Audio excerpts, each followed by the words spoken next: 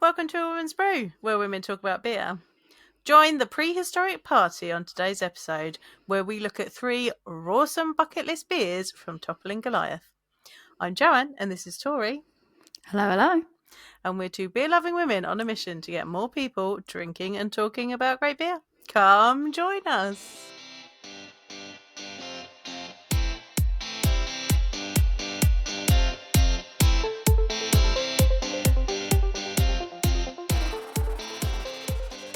Right, so this is another bucket list beer episode.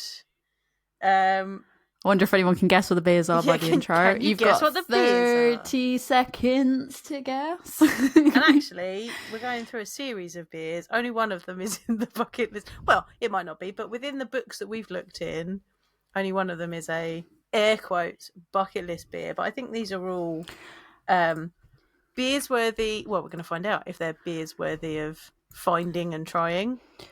Yeah, I think even though only one of them's listed in a bucket list beers book, I think I feel like I've seen them mentioned a lot of times globally. Like, I think I've definitely seen a lot of people in the UK talk about these beers as well, and in Europe. And it's not just some of the bucket list beers I look at and I'm like, I've literally never heard anybody talk about that or anything. Whereas this, I feel like I was actually surprised that only one of them was mentioned, and it was only in one, well, from what I found, only one book, because of how much I've kind of seen people talk about it. And then it was really hard to just look at one of these beers without looking at 2 of them. And then we were able to get 3. So we were like, yeah, I guess we'll just have all 3. So we're going to have a lovely evening.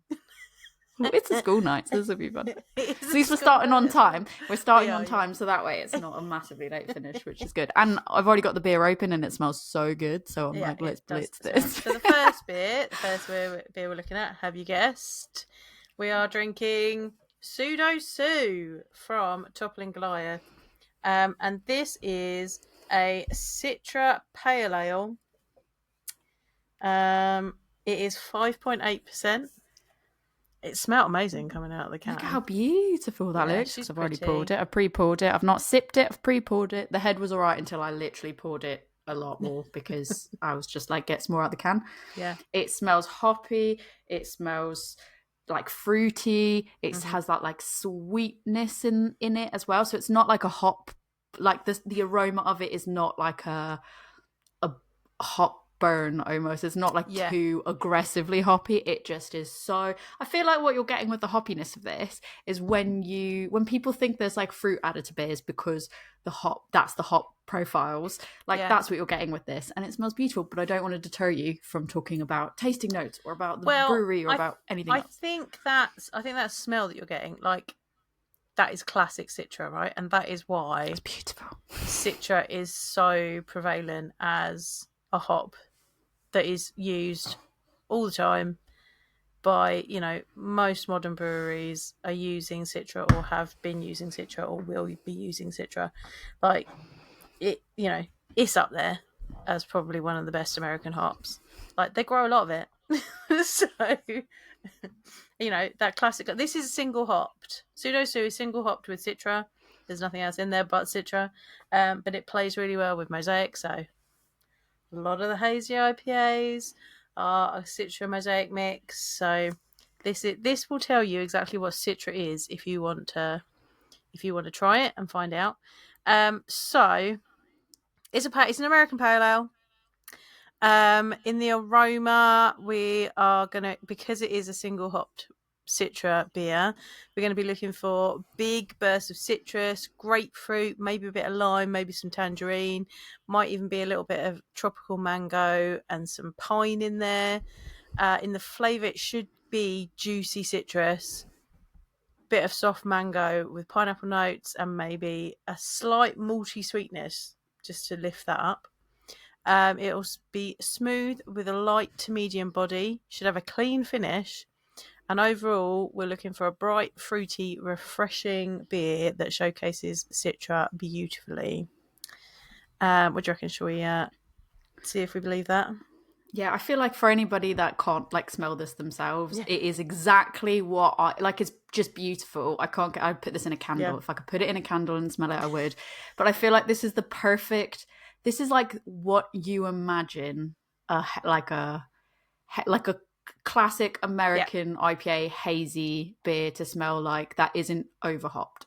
Yeah, this is exactly what it smells. It's perfect. Like. Yeah. Right, you ready? Cheers.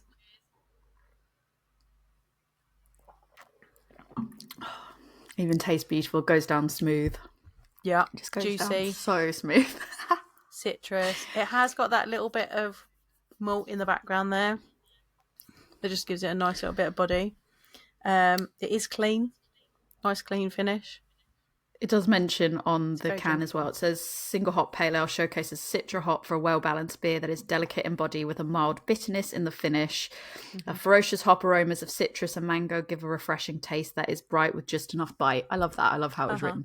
And I feel like it really does. It does say unfiltered beer sediment is normal, which is nice because I think sometimes you get some of these like American beers and people are afraid of that. But I feel like I like that summary of it. And genuinely, I feel like I know I'm only like very little into this beer, but I feel confident enough to say that I know when we started this podcast nearly 5 years ago, we like just what we were drinking and what our preferences were are obviously have developed a lot more. And I think I fell out of love with like New England and hazy type IPAs and pale ales just because it was so oversaturated. Like I still love them, but I got bored because there was just so many in the market. And I feel like I'm already willing to say right now from a few sips in that this has reminded me of what my love of hazy juicy boys are. Like I'm going to go out there and say that. I think I have always kind of shied away from those types of beers just because they are always Citra and Mosaic, and Mosaic is not my favorite. Like even now, still, as someone that works in hops, like when we go out to Yakima and we do selection, and I'm presented with like 14 lots of Mosaic to go through, I am just like, this like they're like, and I know I'm sitting here and this is like my privilege right now where I'm just like, good God, I hate this bit. And there are so many people that are just like, I would go do that for you. I love I'll come in, I'll take the hit. I have to go and have this. Just like, and I literally every time I'm like, I will take the hit for you. And my colleagues are like, Mosaic time, and I'm like, oh God, like it's just there's just something about Mosaic. I think my colleague at Haas pointed out that it's sulfur, and I think I'm quite. Like I pick up sulfur quite easily, and Mosaic does put off a fair bit of sulfur, and that's what I don't like about it. I just don't like it. Everyone has their sensitivities as well, because obviously I'm way more sensitive to like bitterness and stuff. So that's why like when there's even like a slight imbalance in bitterness, for my personal preference, I'm like, hated it so bitter, and people are like, it's not even that bitter, and I'm like, exactly. Whereas that's why like naturally I never gravitated towards West Coast IPAs, is because like I've built up that tolerance to enjoying more bitter beers, but like if it's just like if all the flavors are in perfect balance just enough, I'm like, nope, not for me, don't like it, won't have again. And like at one point someone was like, oh yeah, you get blueberry off of Mosaic, and I'm like, what?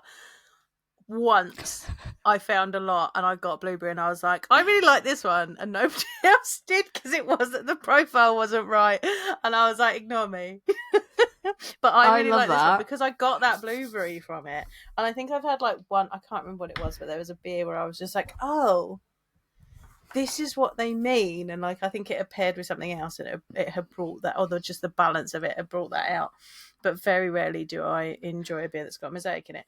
But this is Citra. This is Citra on its own. I love it. I do love Citra. Give me Citra on its own. Give me Citra with something other than Mosaic. I'm a happy girl. I think I just got bored of like the thing is because Citra gets used so much, especially in mixes with other hops as well. Like I just feel like I was so citrused out. Like it was just everything was like citrus. So anytime something had like a more interesting hop, I was like, yeah, let's try that. Like I've not heard of that, or that's something I don't see often. Let's go with that. Oh, that's a new fad, or that's an experimental hop. So I'd like gravitate more to that than something that was either single hop. Like I think the label on this would have me. Like, I would be in on the label, but then if I looked and I was like, oh, it's single hopped with Citra, I feel like I might, I still would try it, but I think I might automatically just be like, oh, okay, fine. Like, I wouldn't be expecting, not that I wouldn't be expecting a lot, that's not the right way to say it, but I just feel like because I'm so inundated with Citra on everything, like, if there was another beer that had an as interesting of a label but a more interesting hop that I hadn't tried as much, I might be like, yeah, actually I'll go for that, and I'd miss out on this, which is, like I said, I'm only a few sips into it as we've been chatting. I've had a few sips, but I feel confident enough to say that, like, it's re-sparked my enjoyment. So far, it's early days. We've got a few more beers to get through. We've barely actually talked about anything to do with the brewery or anything else, but I feel like I'm happy to put my money down. I think I'm going to like all three of these beers, and I think I will probably find them, but I've never had them before, but I'm willing to guess that I probably will at the end say I find their bucket list beers. So I had Pseudo Sue, and I think I had a couple of sips of King Sue at London Craft Beer Festival off of the Brewers Association bar this past summer. But that's the first time I'd had them. I'd not had them before. And I was just like, ooh, let's try that one. That one be... I've heard so much about it, but never tried it. But again, that was only a small pour, so it's quite nice to have a whole can to myself today, and I am enjoying it. Shall we talk about the history of Toppling Goliath first? Yeah, let's lay the foundation with the brewery itself. Okay, so the brewery began in 2009, and it was founded by husband and wife team Clark Louie and Barbara Louie in Decorah, Iowa. They started after Clark was frustrated by the lack of craft beers in northeast Iowa, so he got interested in homebrewing, and Barbara bought him a homebrewing kit.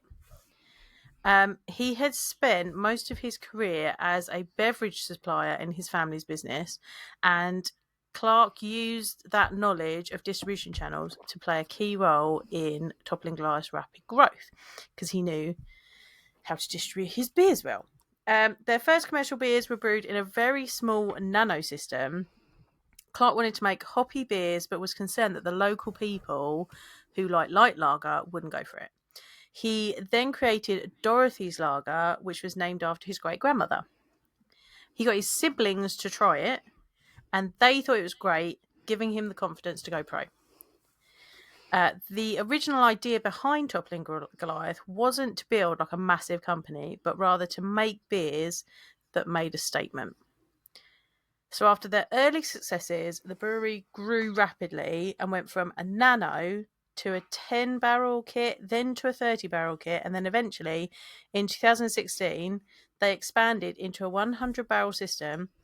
And the brewery also now houses a restaurant, a tap room, an event centre, offices, 3 bars, and a gift shop. That is a Goliath, isn't it? Right? I was in Iowa. Oh, we just were in Iowa. Yeah. So, and this is the thing, right? So I was reading a like, not to shit on Iowa. I'm not trying to shit on Iowa, but like, Iowa is one of the, I mean, it's not the last state, but it's like just one of the last states I would think to visit, because I just think, I don't know, I think I'm mixing it up with Idaho, but my brain immediately went like, oh, is that potato country or something like that? Idaho, people are going to, yeah, that's what I'm saying. I'm mixing it up with Idaho, but my brain's just gone, oh, potato country. I know people are going to message me and be like, don't shit on Iowa. But like, isn't Iowa it's just corn? Not sure. I don't know, because not a lot of people talk about Iowa. So I'm like, I am shook that you're like, yeah, this is an amazing huge space. I was reading a blog post by someone who had visited the brewery, and they said, like, you're driving along, you're kind of going through all these fields, and then suddenly there's this massive brewery that nobody expects to be there. So that is exactly the reaction that it gets. It's kind of when you need to be visiting on a road trip where you're like, not, because like there's not a lot of things I think that would without family or anything. I don't think there's a lot of things that would just specifically bring you to Iowa if it's not family or work. So that's that kind of thing that I think you've got to be doing a road trip of like beer specific stuff, and you're like, just popping through Iowa. Pop along. Even that, I It didn't just- even read. I even had the cans, and I never read the side of the cans to know that they were from Iowa. So Yeah. that blew my mind a second time. So, not only is Toppling Goliath known for its hop forward beers, like the Sue family, which we'll get into today, it's also known for its barrel aged imperial stouts. And between 2012 and 2015, their small batch imperial stouts really put the brewery on the map. Their growth has turned them from a local curiosity into a destination brewery, as we were just saying. And as one write-up noted, many first-time visitors are surprised at the scale. A massive operation rising from what once was a homebrew hobby into a small town. That's well done, though. Well done to him. So Pseudo Sue, which is what we're drinking right now, was a citral single hop experiment. And then it grew into Toppling Goliath's flagship pale ale. Do you want to know about Sue? Well, yeah. Which Sue? This Sue or the OG Sue?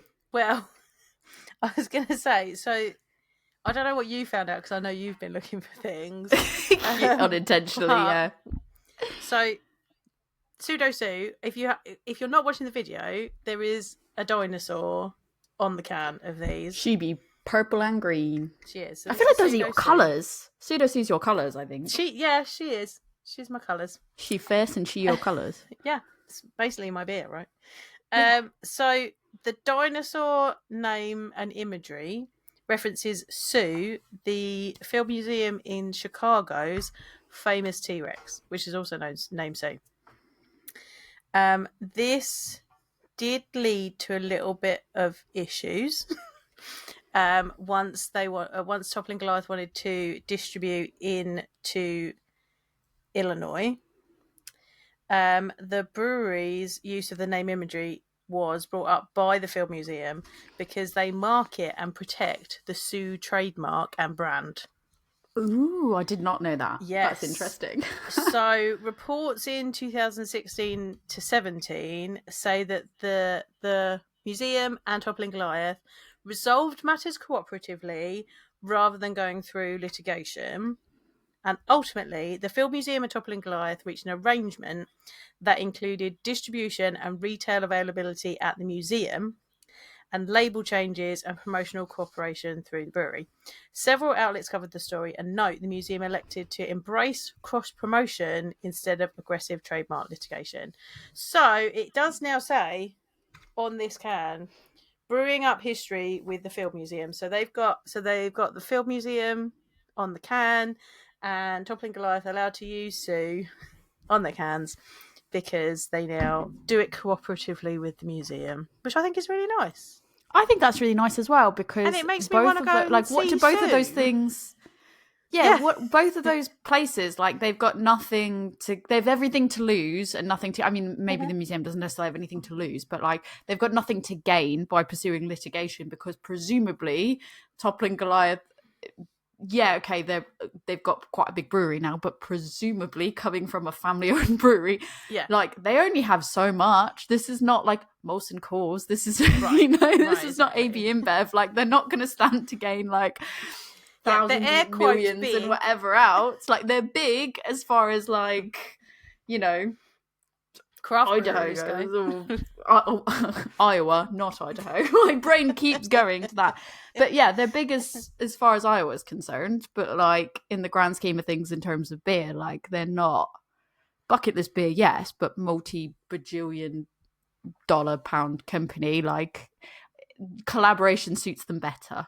Yeah. I did find, I've shared an article that we could probably link in if it's not the same one that you found, but from the Field Museum directly, which is called Sue the T-Rex, and it explains who Sue the T-Rex is. So that's what I found when I was doing some other bits and bobs, and I was like, oh, interesting. And then I saw on the side of the can it said brewing up history with Field, and I was like, oh, same. So yeah, that is right. I assumed they reached an agreement. Yeah, they did. Luckily, they did. And so the beer itself, executive brewmaster Mike Sabo is credited with the experimentation that produced Pseudo Sue. So he took an earlier pale ale recipe, which is often referred to as tsunami pale ale or a house pale, and he experimented by adding Citra to it. The new Citra dry hopped version was so striking that it has now become a core beer. And Pseudo Sue is here to stay. I love Well done, that. Sue. Well done, Sue. Yeah. And I think that's the thing. It's like before I had seen it, but accessibility wise over here, I always found it was really quite expensive. Like when I would see it, even in the US, like not even necessarily here, like when I would see it, I feel like it would be quite expensive. Maybe less so in the US, but because the conversion rate, my brain's like, nah, can't handle it. But over here, when I would see it, I'd feel like it was very. It would come across as very expensive. So I'm like, oh, because of all the shipping and everything else, so no complaints. But I was always like, oh, I can't justify buying it because I don't have. Because to me, I was just going, oh, it's an IPA with Citra. Like that same thing I was saying earlier, as I was like, oh, I'm so Citra'd out. I'm like, oh, I'm sure it's good, but like, I don't know. But then when we found it was on Beer Merchants, wasn't it? Yep. And I felt like it was not like a unfair price, was it? Like it was definitely not a price gouge. It felt very reasonable in terms of the importing and everything else. And we were like, get it for the podcast, and I feel like it was definitely in terms of like value for money on this one really good. And I think that was probably the only thing that stopped me from seeking it out before, is because it was a struggle to find, and when you'd find it, it would be like when we talk about Russian River, like the price mark would be up really higher than what I personally was willing to pay for it. So but I'm excited we got to try it. It's really good. Would you like to hear some awards that it's won? Please do, go on. It's won numerous awards, in fact. So in good company. Yeah, it is. It's won more awards than us, though. Oh, damn. Good job, Sue. Rude. In 2018, it got silver in the World Beer competition. In 2021, it got silver in the hazy pale ale category in the US Open Beer Championship. In 2022, it won Best Midwest Pale Ale in the United States Beer Tasting Championship. In 2023, it won gold in the World Beer Championships and gold again in the American Juicy or Hazy Pale Ale in the US Open Beer Championship. And in 2024, it got silver in American Juicy or Hazy Pale Ale in the US Open Beer Championship. So silvers and golds, doing pretty well. Can't complain. You're right. It does have more awards than us. So that's Pseudo Sue. Does it make sense for me to tell you about, we always like to go through the Beer Advocate and the Untappd. Is now a good opportunity to talk about that. So if you were to guess about how many unique check-ins of Pseudo Sue, obviously there's some variants. Like obviously, you know how people put in Untappd, they'll be like, oh, there's 2002 and 2003 and 2000. Yeah. I'm just looking at the main Pseudo Sue. I mean, I feel like it's been around a while. Like 50,000. It's been around a while. 50,000 unique check-ins. 260,000. Okay. And 8. 260,000 and 8. We can't forget the extra 8 there for sure. I couldn't imagine the size. That's what you were like. It's been around. It's been around for ages. I was like, I can't 50,000 on a global app. I was like, I really appreciated that because that's the type of guess that I'd put out if I was like, oh yeah, a lot in terms of my world. Like, 50,000. So yeah, that's 260,008 unique check-ins, 516,174 total check-ins. Monthly, it's about 694 check-ins. There's 241,171 ratings on it. Mm-hmm. Want to guess an average rating? What are you out of 5? Yeah, out of 5. Normal, Untappd. 4.3. Very close, 4.1. Which I feel like is good going. Which I feel like is good going on Untappd, like most of the time. So with that many check-ins, it's pretty good, so I can't really complain. Not a lot of people like, I'm just scrolling through and there's not actually a lot of people that are leaving comments on it, interestingly enough. Okay. Thankfully, I've got other things that I wanted to talk about anyways throughout this episode, so I don't really have to fill it with feedback from the public. But yeah, so I was quite surprised because normally people will be like, I love finding unhinged reviews where people will be like, beer was good. The mac and cheese at this place, though, top tier, and you're just like, "What? This is Untappd, sir." Yeah. Or they'll be like, the glass they served it in was not the right one, like 2 stars, and you're like, "What?" Yeah. So that is the Pseudo Sue on Untappd. In terms of beer advocate, obviously we know that's a little bit more harsh usually. Yeah. Do you want to guess average rating on beer advocate? I believe it's also about 5. 9. No, interestingly, 4.49, which I was really shocked at. There's 5,868 ratings, with reviews being 1,003. So this one, it says it was added in August 2011. So 1,348 people have it on their wants list and 1,415 have it on their gots list, which I always think is really interesting on Beer Advocate. Yeah. You can have your wants and your gots. Average score is 99. And it's ranked number 188, which I thought was interesting. That's interesting that Pseudo Sue's got such a good rating there, but it's not in any of the books. It's King Sue that's actually in the book. Well, it will be interesting. I'll leave this open so when we do King Sue's, we can kind of see what that comparison is between them. But then in terms of styles, this is what's also, I mean, on that same note. So in terms of style, because on Beer Advocate, they kind of, you can see a lot easier than on Untappd what it ranks for a particular style. So it's American Pale Ale. It's ranked number 6 in the world. Well, in the world of Beer Advocate. In the world of Beer Advocate, I think. Yeah, top rated beers, American Pale Ale. You've got Zombie Dust by 3 Floyds as number 1, which I've heard of Zombie Dust, so that, Fort Point Pale Ale, DDH from Trillium, heard that, had that, that's number 2. Then you've got the Fort Point Pale Ale Galaxy Dry Hopped from Trillium as well, so that's number 3. And then Pseudo Sue's number 4. And then, fantastic, you've also then got number 5 is Fort Point Pale Ale Mosaic Dry Hop from Trillium. It's like literally, I'm not even joking. Trillium's taking up the entire 3 Floyds, Trillium, and these are all just the Fort Point things. So it's like 3 Floyds, Trillium, Toppling Goliath, Trillium. Then Pseudo Sue's also, so Pseudo Sue, the double dry hop Pseudo Sue's number 4, and normal Pseudo Sue's number 6. Oh, okay. And then it goes back to Trillium for Fort Point. And then it's Hill Farmstead. And then number 10 is also Pseudo Sue Mosaic Dried Hop. So it's just really interesting.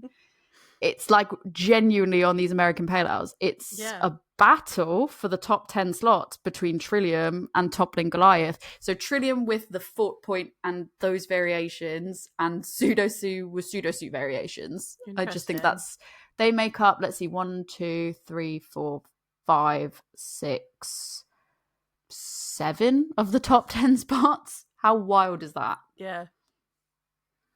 So yeah, there you go. I'll leave this open for comparison for later. Yeah. But did you have anything else you wanted to add? Or do you want me to get to my That's all of my info about Pseudo Sue before we move on? Right, so I got to do all my drinking of this, and my can's more than half empty. It's a pretty big can, and it's more than half empty, and I'll take it. So I got to do my drink, and I'll let you do your drinking while I So I started out down the path of being like the chat GPT of like, can you personify this? Could you turn it into this? Can you turn it into that? At the end, it got a bit unhinged, and I'm invested in something that we'll get to eventually. I'm really invested in something, and I don't want to give away what it is. So to lay the groundwork for this unhinged part at the end, I will just tell you. So I asked it to personify Pseudo Sue.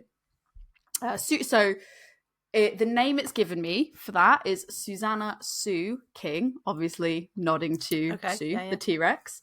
Yeah. Appearance-wise, it said Sue looks like someone who walks into the room and you feel it before you even see her.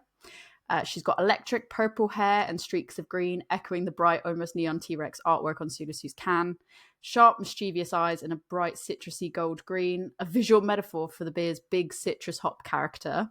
Wardrobe, she's wearing a bomber jacket with gold graphic prints, especially dinosaur motifs, jeans with subtle iridescent stitching, chunky sneakers splashed with tropical colours reminiscent of mango, pineapple and grapefruits.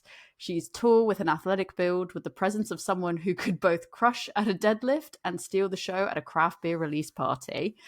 She's visually bold but playful, just like the beer. Intense aroma, approachable flavour. I take that last part as you will. She's got an approachable flavour. I can't. And an intense aroma. I wouldn't translate as that as a good thing, but I think it's supposed to be fine. Personality-wise, it says she's got a big presence and a soft approach. Pseudo Sue is known for having huge aroma and flavour, but remaining smooth and drinkable. Sue King has the energy of someone who's larger than life, but surprisingly down to earth.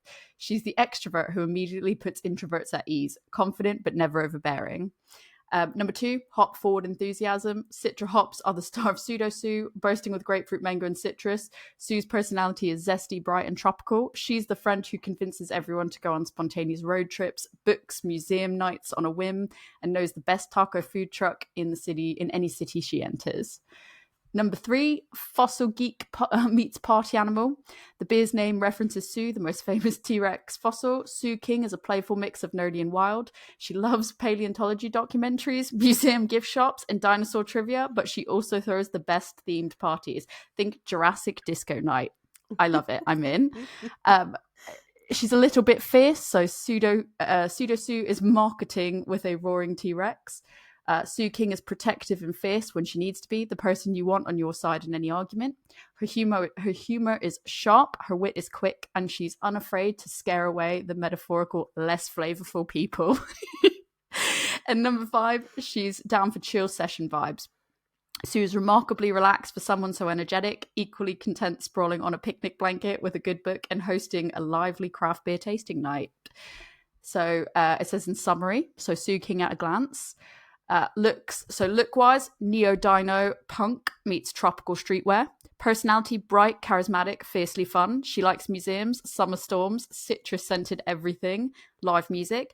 She dislikes bland flavours, boring conversations, and people who insist she's too much. Spirit animal, a T-Rex wearing sunglasses and sipping a hazy pale ale. So, from that angle at the moment, how do you feel about Sue? I want to be friends with Sue. I want to be friends with her. Literally, let's be friends she's fucking badass. Yeah. So I took this a step further, obviously, and I was like, give me a dating profile for Sue, because that was really fun the last time that we did a dating profile, because it really summarized them in a great way. So yeah, asked it to do a dating profile. So it says age, looks 29, has the soul of a 65 million year old apex predator. Occupation, museum hopping adrenaline enthusiast and part-time craft beer evangelist. I wish that that's how I could spend my time. I'd be really happy with that. Unfortunately, that doesn't pay the bills, but good for her. I love it for her. About me. So this is obviously if it's her profile, I'll be like, about me. Electric purple hair, tropical vibe wardrobe, and the personality equivalent of a citrus burst. I'm the friend who turns a quiet night into an adventure, and the person security guards politely asked to stop touching the dinosaur skeletons. Fiercely loyal, quick with a comeback, and always ready to roar for the people I care about. Her hobbies and interests include spontaneous road trips, paleontology documentaries, craft beer flights, bonus points of hazy, dancing like a T-Rex at concerts, finding the best food trucks in whatever city I've wandered into, reading in the sun after staying out too late, and she's looking for someone who can keep up with my energy but doesn't mind slowing down for lazy picnic blanket afternoons. Must appreciate dinosaurs, sarcasm, citrus aromas, and bold personalities. If you like neon, thunderstorms, or craft beer, we're already off to a great start. And a fun fact is I own 3 pairs of sneakers louder than my personality. Yes, that's possible. I want to date her, to be honest. Like, I'd swipe in whichever direction you swipe to say yes. So, like, she sounds awesome. She sounds like she also is just like, I want to be her. I want to be friends with her. I want to date her. Like, she sounds great in my opinion. What do you think? Yeah, I like Sue. Like, Sue's instant friends with us. Like, it's happening. She had me at the food trucks, and like that personality, that confidence, I knew she'd have that you at the food personality. trucks. She had me at the food trucks, and the rest was just an added bonus. But I think I really like that she described herself as someone that the security guards would have to be like, "Hey, stop touching the dinosaur bones." That really tickled me. So I'm just gonna put the pin back in on that now. Remember that. Okay. We'll come back to that later. Shall we move on to King Sue? Yes, let's. So this is the one that's actually in World's Greatest Beers, and it was picked by Lottie Petplay. Hi, Lottie. Which explains why you would have potentially had that. Which is why I would have had that. Yeah, so this is a DIPA. So this is a double IPA. So this is also Citra, but it says this time that we're going to get juicy mango, orange, and pineapple, and it finishes with a grapefruit aroma. Now this one, pouring it, it's got more of like an orange juice vibe to it. It's just as hazy, but more vibrant in colour, I think. Yeah. So, like, if I hold the two colours up together, one's definitely more pale and one is more orangey, bright colour.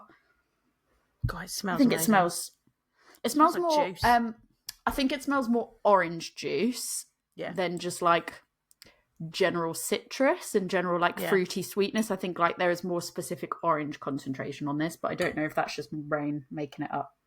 And this bad boy or this bad girl is 8.2%. Oh, that's going to be fun. Comparatively in terms of the can, so this was Pseudo Sue. I think we already said it was like a silver can, and Sue was purple and green, and I can't even say one's more than the other. It's like 50-50 split there. Yeah. In terms of King Sue, it's like a yellow background with an like carrot orange, would you say? Like a pale carrot orange coloured dinosaur on it. That's the best colour description I can give you. If you do this on the side of the can, if you're watching the video, it looks like a carrot. Not a tail. It's a tail. It's a dinosaur tail, but it looks like the end of a carrot. So that's why I say carrot orange. All right, shall we try her? Cheers. Cheers.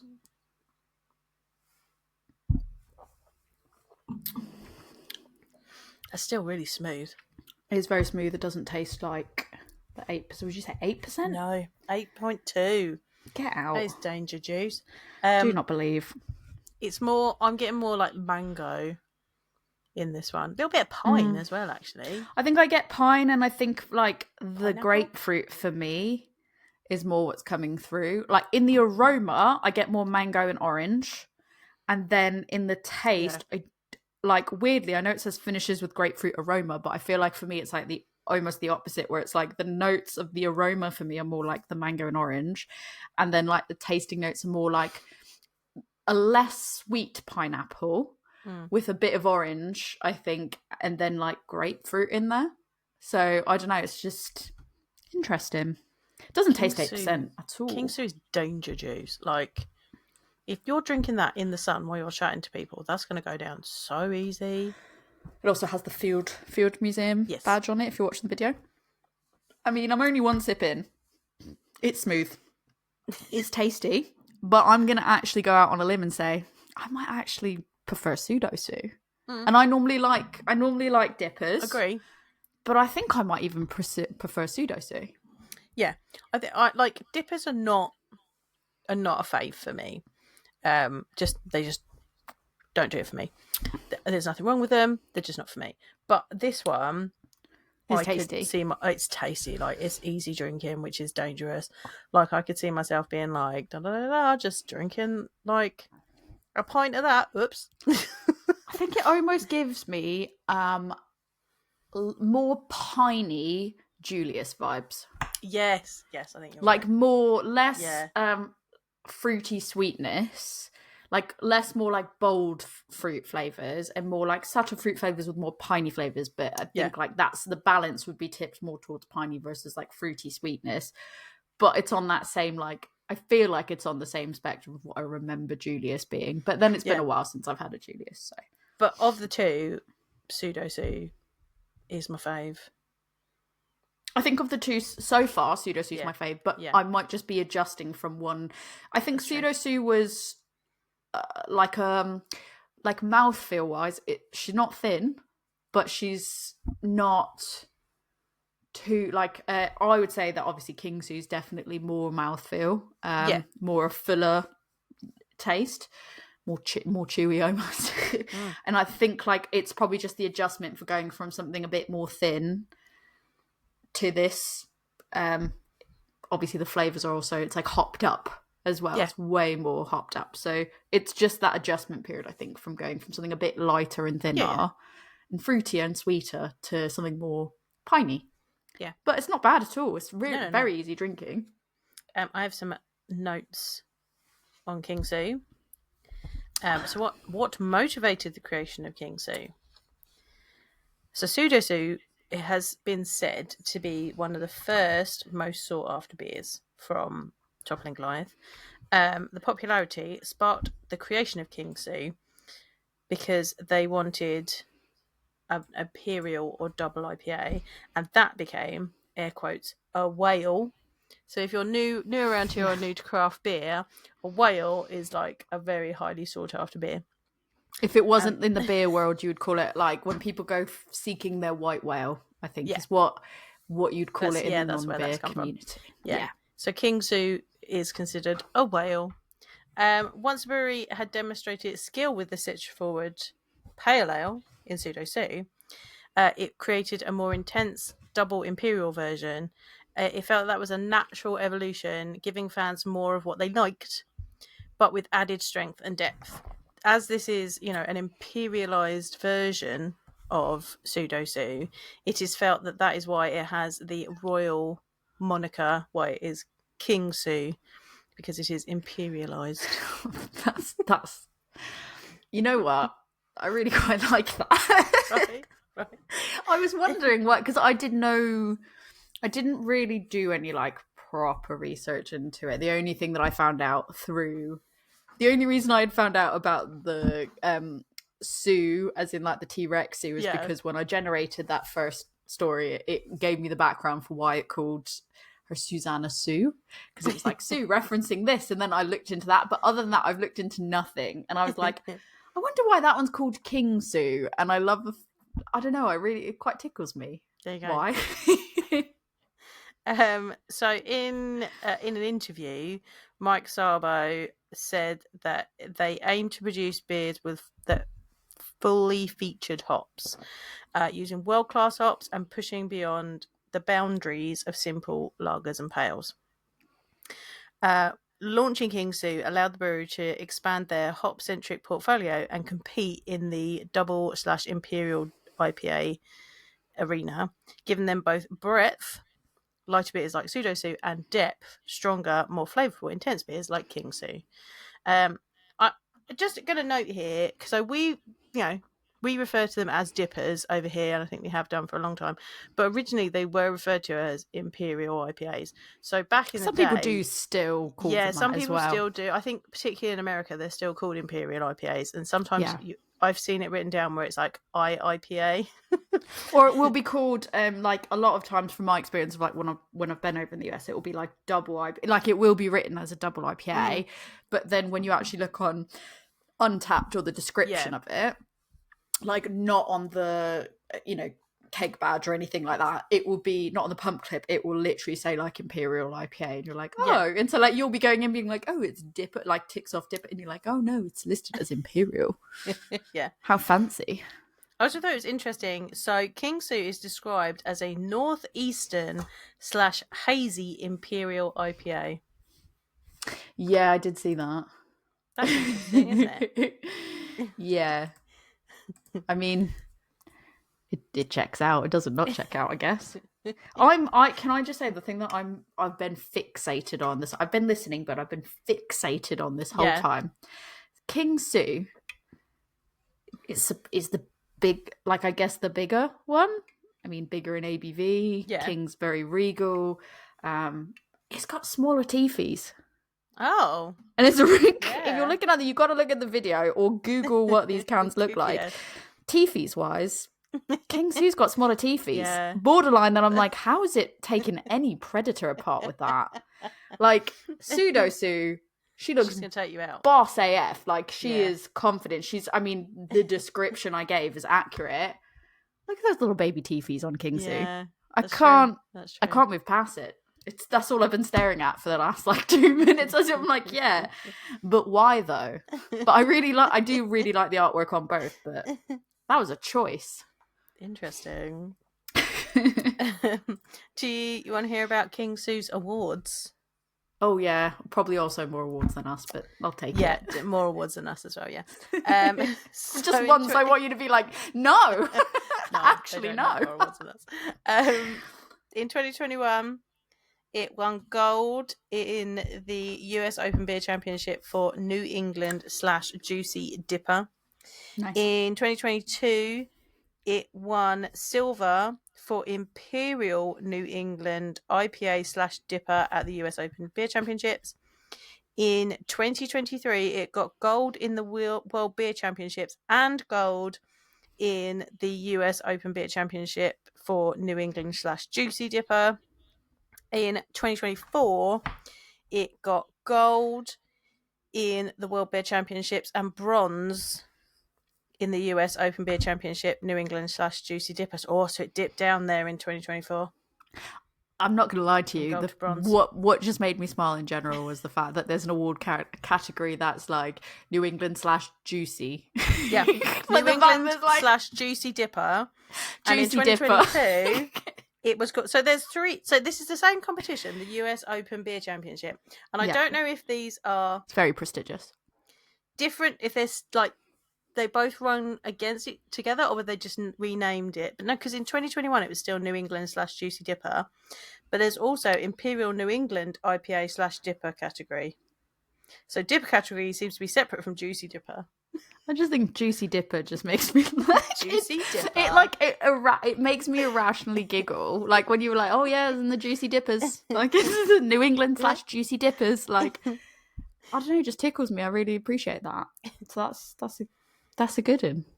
So there you go. Is now a good time to dip into the Untappd and the beer advocate again? Please. Cool. So, bearing in mind that obviously Pseudo Sue was the OG, and I said unique check-ins. How many? You said 50,000. I said 260,008. Okay. What do you think the unique check-ins are for King Sue? I just thought I'd recapture that to give you perspective. Thank you. 210,000. Shockingly, 184,780. So there's less unique check-ins, but in terms of, well, I mean, even in this is wild. So Pseudo Sue, I think I said there was the monthly check-in was 694. Yeah. King Sue, the monthly check-ins are about 427. Okay. And the totals, 322,043 check-ins compared to Pseudo Sue, which was 516,174. Both of which my ratings of them are 0 because I've not checked them in at all until now. I just thought I'd add that context. In terms of rating levels, like I said, on Pseudo Sue it was 241,171, and on King Sue it's 172,679. Pseudo Sue was an average rating of 4.1. Now, bearing in mind, overall, it was, 200 plus more ratings a month than King Sue. What do you think King Sue's rating was on average? I reckon King Sue is about 3.7. 4.3. Really? Normally, I just thought there's physically less numbers, less people to distribute. So I thought it was going to be absolutely tanked. It's got a higher amount then. Higher. And the last check-in that's come in is 100% in Japanese because I can see it's katakana in there. I'm like, I can read some of this. This is great. But I'm not going to read it now because it's a lot. So I can't even pretend to read you some of it. It would take me a while of stumbling through it, and I'm not going to do that. But I thought that was interesting for me.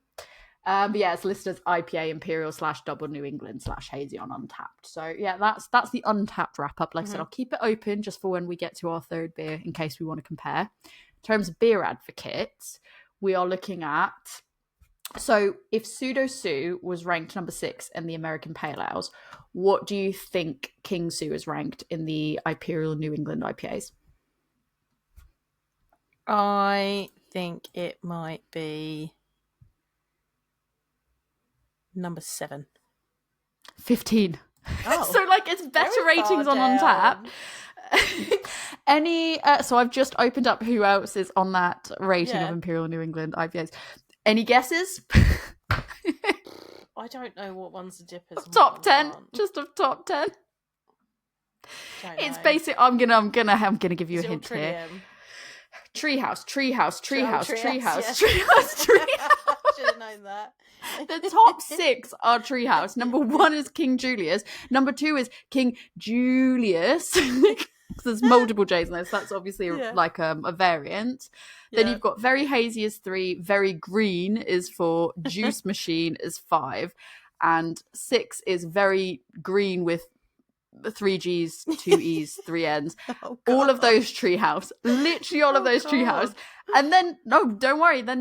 Number 7, Hill Farmstead. Number 8, Treehouse. Number 9, Treehouse. Number 10, Hill Farmstead. Number 11, Trillium.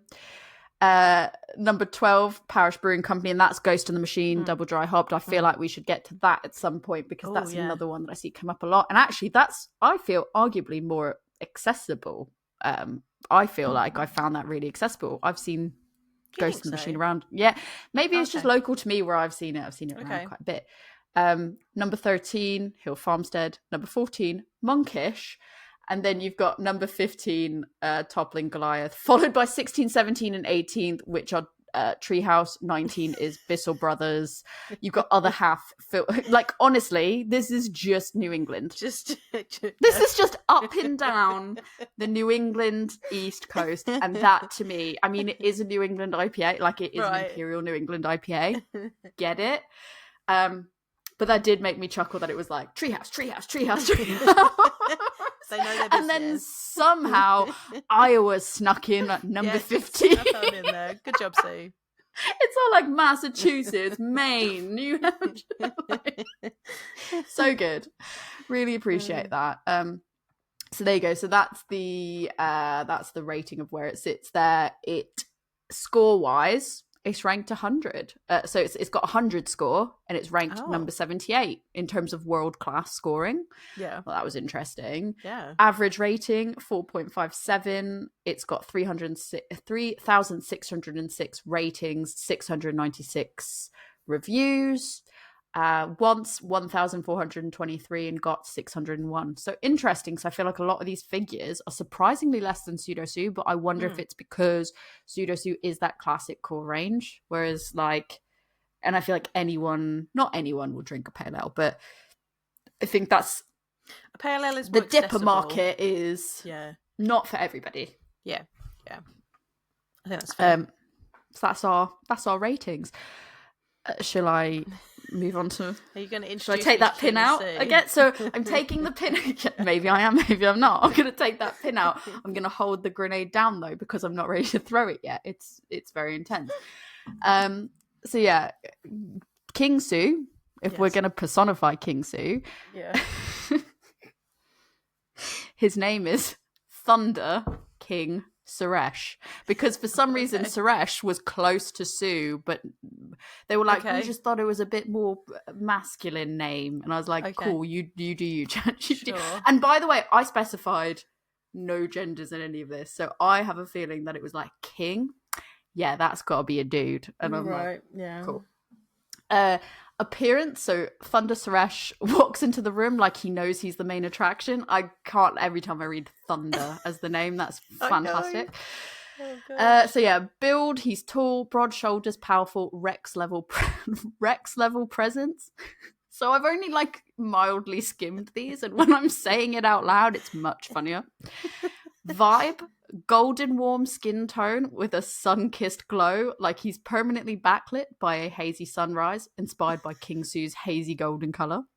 Hair, he has a wild mane of warm amber curls that somehow look simultaneously chaotic and intentional, mirroring the juicy haze and swirling aromatics. Style, graphic tees and bomber jackets is bright citrus colours. Sneakers that look custom, pineapple yellow, mango orange, passion fruit purple splashes. Passion fruit, oh yeah, I guess that is purple. Directly tying to the beer's hop notes. Energy, people step aside instinctively, not because he's scary, but because he radiates part of the crowd confidence. Part the crowd confidence. Right. I was like, that doesn't make sense. I realized, no, I'm just really bad at reading out loud. So yeah, he radiates part the crowd confidence. Fantastic. Personality, Thunder Suresh is a vibrant, tropical extrovert. It's never going to get old. Vibrant, tropical extrovert with surprising depth. So number one, big, bold, unapologetic. This comes straight from the beer's massive hop aromas and assertive flavour. He's the guy everyone hears before they see. Loud laugh, commanding voice, enthusiastic gestures. Number two, tropical chill with a bit of chaos. King Sue is packed with juicy exotic fruit notes, mango, pineapple, citrus. Personified, Thunder is lively, warm, instantly fun to be around, slightly unpredictable. He's the friend who proposes a spontaneous road trip at 2 a.m. on a Tuesday. Number three, confident but not aggressive. Despite the T-Rex mascot and 7 to 8% ABV, King Sue doesn't taste harsh. It's smooth and welcoming. So Thunder's confidence is charismatic, not domineering. Infectious, not intimidating. People want to follow his lead. Number four, he's got a Midwestern heart and a worldly taste. So Toppling Goliath, based in Decorah, Iowa, a small Midwestern town making world-class beer.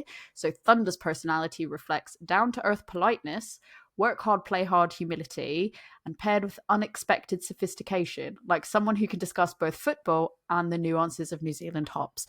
It doesn't specify what kind of football. I'm assuming American. I'm assuming it's American football. Take it as you will. Number five, loyal, protective, and fierce when needed. A nod to the T-Rex theme.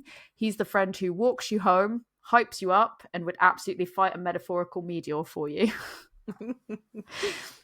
How do you feel about him as a person? I think I dated Thunder this guy on Suresh. cruise ships. You dated Thunder? I think That's I dated fantastic. Thunder on cruise ships. It did then turn out that he was a dick. So I'm just putting that out there. I'm just saying. We're not speaking for Thunder. That is just, he's a nice guy, apparently. So his dating profile, do you want to hear his dating profile? Yes. Age. Says age is a number, but absolutely celebrates his birthday for a full week. Doesn't answer the question, but great. Height, 6'4", and yes, he'll offer to grab the top shelf stuff for you, which is great because I actually have a stool because I have things on a top shelf I can't reach, but I'm too stubborn to ask Rick for help, so I just get the stool out. Location, somewhere between a sunrise and a street festival. Does not make sense, but great. Occupation, and this is an occupation that I really wish that I could have, but not really, but yes, really. Bringing the party. Which is also known as a freelance creative consultant, but he never leads with that, which I think is great. About me, it says, hey, I'm Thunder, but my friends call me King because apparently I have main character energy. That's a red flag for me already, but that's fine. Red flag. No. I'm a loud laugh, warm hug, and citrus-scented whirlwind all rolled into one. I show up early, stay late, and always bring something fun, usually a tropical drink, sometimes a glitter cannon, occasionally both. Midwestern born and raised with a world traveler vibe. I love good beer, great people, and anything that gets your heart pumping. Road trips, rooftop sunsets, spontaneous roadside fruit stand stops. I may be built like a friendly T-Rex, but I promise I don't bite unless asked politely. So I feel like that might, I don't know, that might appeal to some people. That's about me. My personality in 3 flavors. Mango, vibrant, juicy, and sometimes a little too enthusiastic. Pineapple, sharp sense of humor, sweetheart. Citrus zest, I like that one actually. Citrus zest, bright, refreshing, impossible to misplace. And what he's looking for, someone who enjoys a little chaos with their comfort, someone who wants adventure but also appreciates a quiet morning coffee after a night of laughing too hard. And bonus points if you can dance or just enthusiastically pretend. Enjoy craft beer or fruity mocktails, like big personalities. aren't afraid of spontaneous karaoke. And then he gives some fun facts. So I give legendary pep talks. Seriously, they should be a paid service. That's a red flag for me, but fair enough. I will absolutely hype you up in any outfit. I appreciate that. Okay. Once I got lost in a brewery warehouse because I was following the smell of citrus. No regrets. And can open a beer bottle with a lighter, a ring, or the side of a picnic table. Choose your fighter. Yeah, Not that difficult, no, but appreciate it. I learned how to do that at a very young age. So, favorite opening line: how do you feel about dinosaurs? And the follow-up question is, do you like fun? That was not where I saw that going, to be honest. Like when it was like favorite opening line, and it was like he was, I've got main character energy. Yeah. And then it turns into, how do you feel about dinosaurs? Follow-up question, do you like fun? How do you feel about him as from a dating perspective? Yeah, he's too good to be true, mate. I wouldn't say too good to be true. Like, I don't get too good to be true vibes. I get there's like amber to red flags, and then but then there's like some. I feel like he lands on an amber flag because there's some things that I'm like, I feel like I'd get real annoyed with you real quick. If and I've then learned other anything things in like, life, oh, you're those nice. amber flags mean things. So I feel like he'd make an okay friend, but not the friend that you want to see all the time. No. The friend you want to see sometimes when you want, and I quote as I scroll up, someone to bring the party. Yes. So yeah. All right, that pin. Going that pin back Good in. job. Actually, no. You know what? Oh god. Before we move on to our last one, Yeah. I'm gonna take that pin back out for a sec. So, I asked ChatGPT. I gave the 2 dating profiles, and I said, would they be romantically compatible? You didn't subject Sue to thunder. That's really mean. I said, please tell me if you think that they would be friends, lovers, or enemies. What's the verdict based on They're both their alphas. dating profiles? They can't date each other. Well, so I was like, tell me about this. This is the point at which I start to go down the rabbit hole. My head is literally in my hands, listeners. This is the point where I was like, oh, it's getting good. And I was like, Oh, so no. that idea came into my brain that was something I could do as I was clutching at straws of like, before we started recording, I was like, shit, I did all my research on the Pseudo Sue, but I realised it's actually Kingsley that's a bucket list beer. And Joe was like, that's cool, I've already got it on. I'm like, cool, because I'm pivoting. And this is the direction that I pivoted. Oh no. So I'm not unhappy with it. So I asked for the romantic compatibility to be evaluated.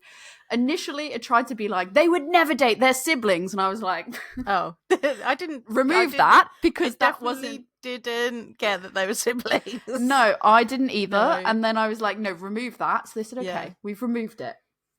So would they be lovers, friends, or enemies? Do you want to guess what the final verdict is? Optimistically friends, possibly enemies, because they're both too alpha.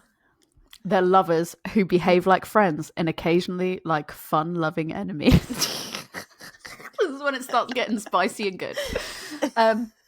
So it said why.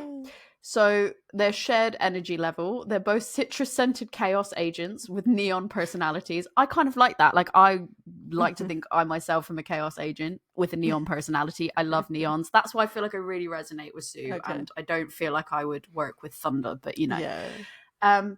Road trip impulses, craft beer obsessions, and a tendency to treat life like a traveling festival. They're instant magnetic attraction.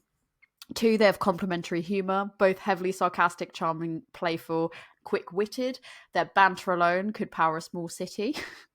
Lifestyle match. This is unhinged. Lifestyle match. They love spontaneous travel, dinosaurs, craft beer. Dinosaurs obviously number 2. Obviously dinosaurs. Dancing badly but confidently. Bright colours and bold vibes. With big personalities and soft-hearted cores. There's basically no daylight between and what they enjoy and the way they move through the world. Number 4, there's chemistry potential. They both describe themselves as warm, enthusiastic, flirtatious, a little too confident in the best way. Physical because obviously hugs, dancing, T-Rex energy. That's what it says in brackets. Physical. I love that it says T-Rex energy. This screams 2 people who meet once and immediately forget anyone else exists. Number 5, they've the conflict styles. They'd argue about spicy food, intense sizzling, but ultimately fun. And they'd make up by laughing too hard to stay mad. And the final analysis is that they're lovers, with friends energy and enemies to stairwell make out energy on special occasions. Okay. I then took it one step further. Oh no. And I asked it to write me a meet cute. Oh gosh. For the 2 of them. A short meet cute. I will read this for you now. The brewery was buzzing that evening.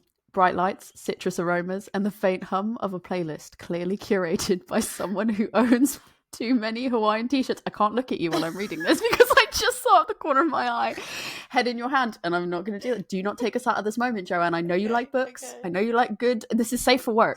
I know that you like these. Safe for work, okay. Safe for work. I specifically said, if you're going to make it spicy, it must be safe for work. And it said, okay, I'll give you a safe for work short story.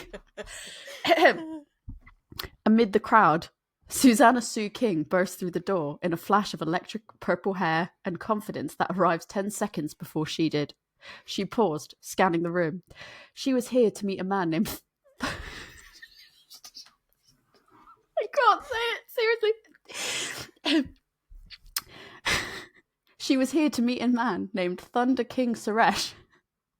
A name that sounded less like a date and more like a tropical storm warning. Thunder spotted her instantly. At 6'4", he had a height advantage and used it shamelessly. He raised a hand, grinning like he'd just discovered a new limited release IPA. Sue approached, amused and intrigued. She had expected someone dramatic, but Thunder radiated main character energy so strong that even the brewery plant seemed to lean in his direction. Stop it. Susanna? He asked, offering a warm handshake. Sue, she corrected him. You must be Thunder, or a very confident stranger.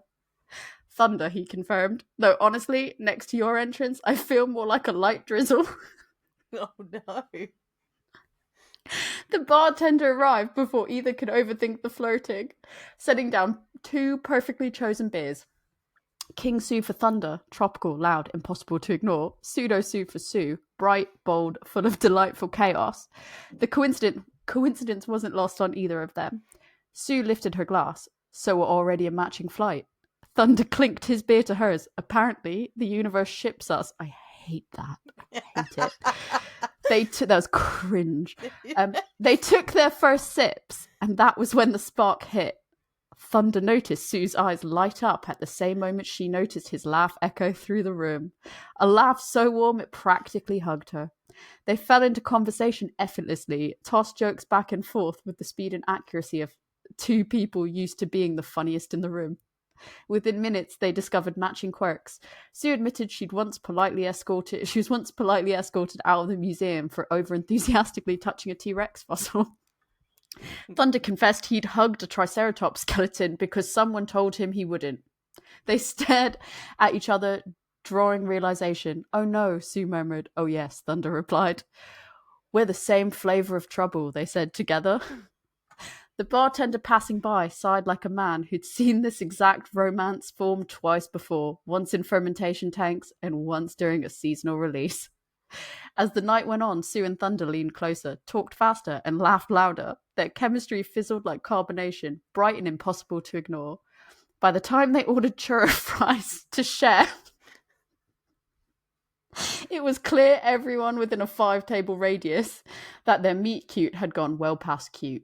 Thunder glanced at his half-empty King Sue, then at her Pseudo Sue. Well, he said, looks like the beers knew before we did. Sue tapped her glass against his and smiled. Then here's to good timing, she said, and to whatever this is. She gestured between the 2 of them. Because it feels like the start of something dangerously fun. And so it was. 2 beers, 2 Sues, 1 electric meet cute. The bartender would later tell his co-workers, yeah, I saw the whole thing. Citrus sparks flew. And I'm putting the pin back in it. You haven't released the grenade yet. The grenade's going to the side. How do you feel? I'm concerned. in terms of being so you're a book person, how do I am you a book feel person. about that story?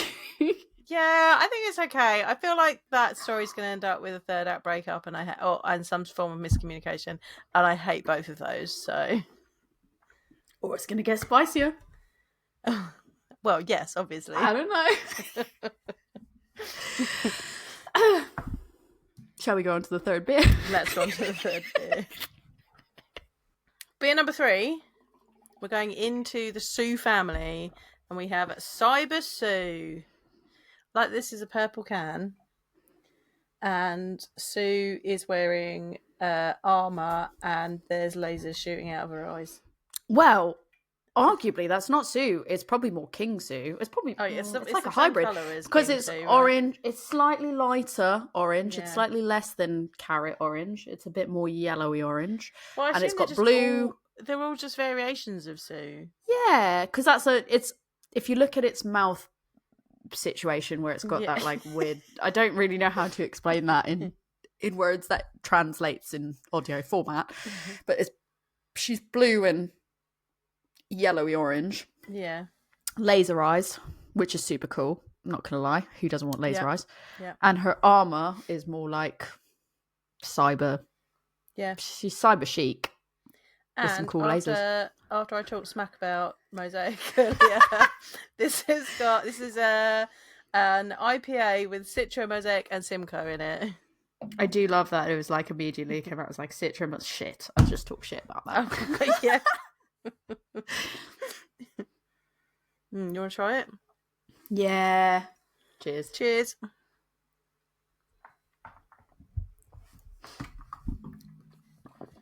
Maybe fishy. 7.2. No. Get out. Do not believe. Do not 7.2. believe. That's very drinkable. It's much more clear than the others. So, like, yeah, if I say much more clear, she's gold. On the video, bubbles. You've got the one in my right hand is Cyber Sue, the one in my left hand is King Sue. A lot more I would say pine. colour-wise, she's closer to Pseudo Sue, but clear. So I think she's probably the exact same. Now in my left hand is Pseudo Sue. I think she's probably the same colour as Pseudo Sue, but just a clearer consistency. Yeah. Not like fully clear. There's still a light haze on it. But I can actually see fingers on the side. They're just a bit distorted. I get more pine out of this one.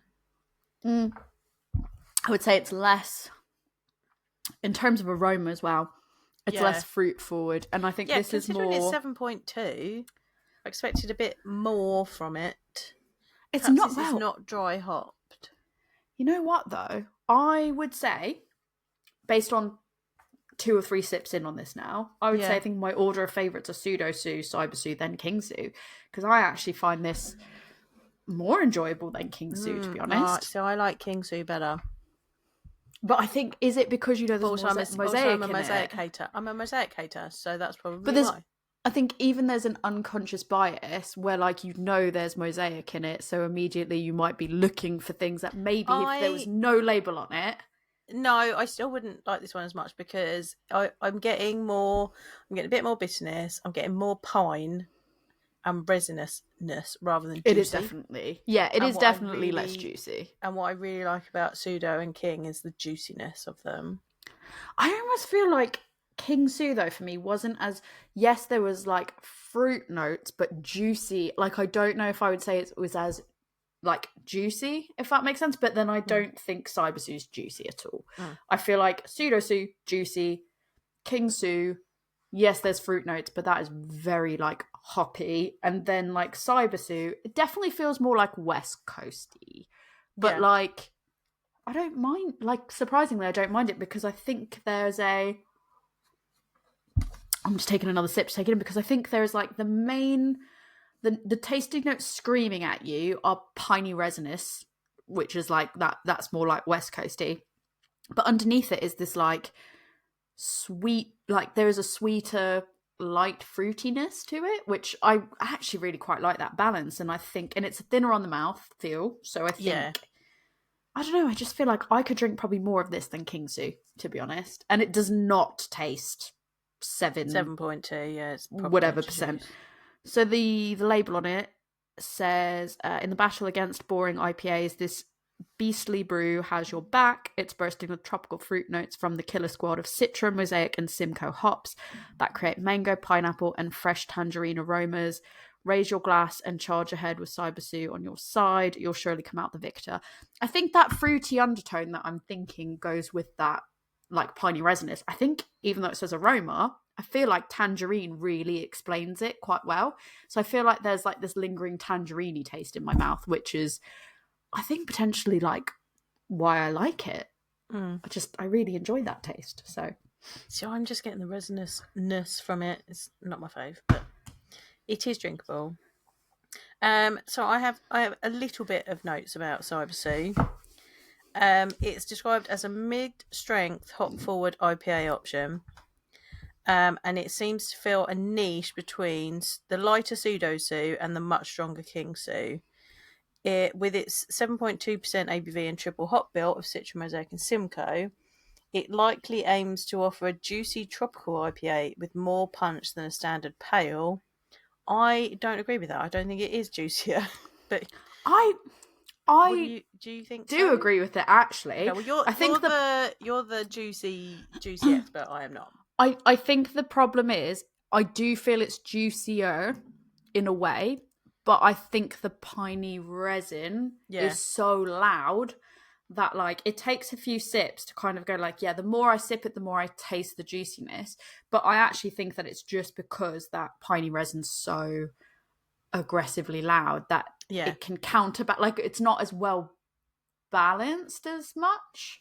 I think that's the bit that I don't like about. I say this as a person that doesn't like the bitterness, that doesn't like all that. Yeah, this is the thing that puts me off of this type of beer, is this kind of resinousness that hits you in the face and kind of takes away. I like the fruitiness. I don't like this, and I don't like Mosaic. So this is an example of why. It's not a bad beer. It's just not a favourite of mine. And out of these, I'll go Pseudo Sue, King Sue, and then Pseudo Sue, just from my personal preferences of flavour. That's fair enough. See, I like Mosaic, so I mean, I don't mind. Like, Mosaic's not a top for me, but not a bottom. Like, it's a neutral for me. I don't find it offensive or anything like that. And I like Simcoe perfectly fine. I like Citra. I'm not allowed to like Simcoe. Fair enough. I have no allegiances. I can like whatever I like. Just kidding. Actually, I really like my umbrella, so I also hate Simcoe. But I do feel the more I drink it, the more the piney resinous kind of balances out with the fruitiness, and I do feel I taste the fruitiness more. Maybe it'll come to me as I drink through it. And it's got bigger teethies. Like, let's just go back to the yes, obviously does have more. It's got the medium level teethies, because bigger than King Sue, definitely still smaller than Pseudo Sue. So for some reason that's the first thing I noticed, because I'm like, it's T-Rex, it should have big ass teeth. This really reminds me of something that my mum did when she was teaching. So there was an exercise in one of her, like, so she taught like little kids, like, I was gonna say, please tell me she was like teaching animals. No, but she was there was this there was an exercise in one of the maths books where you had to put like a number of crocodiles into like a pond, but the crocodiles that were on the page were like bigger than the pond, so like it didn't make it, like, logically didn't make any sense, because you couldn't fit that many crocodiles in this pond. So she ended up drawing it out bigger on a sheet and making them the right size, so that it, like, logically there were kids that were just like, well, I can't fit any in there because it's not big enough. So she made it so then they could do the exercise properly. And that is something that always sits with me, is like, if something logically, like King Sue's the big girl. Yeah, logically, I'm not being funny. Cool. Like, I'm going to hold this up to the camera one more time just to get my point about teethies across. Yeah. It's like, literally King Sue's got the smallest teeth, right? This is my thing, right? This is my sticking point. That's meant to be like, this is the thing. You got to think about these things when you're doing king stuff. of the king of the dinosaurs here has the smallest teeth. Smallest teeth.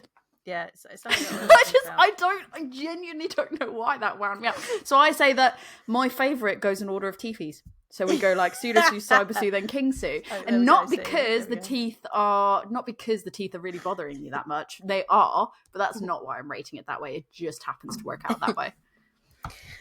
So Pseudo Sue brings us quite nicely into the Sue family. if you go on the Toppling Goliath website, there is a page of the Sues, and I've got some just descriptions of some of the other ones in case anyone's interested in finding them.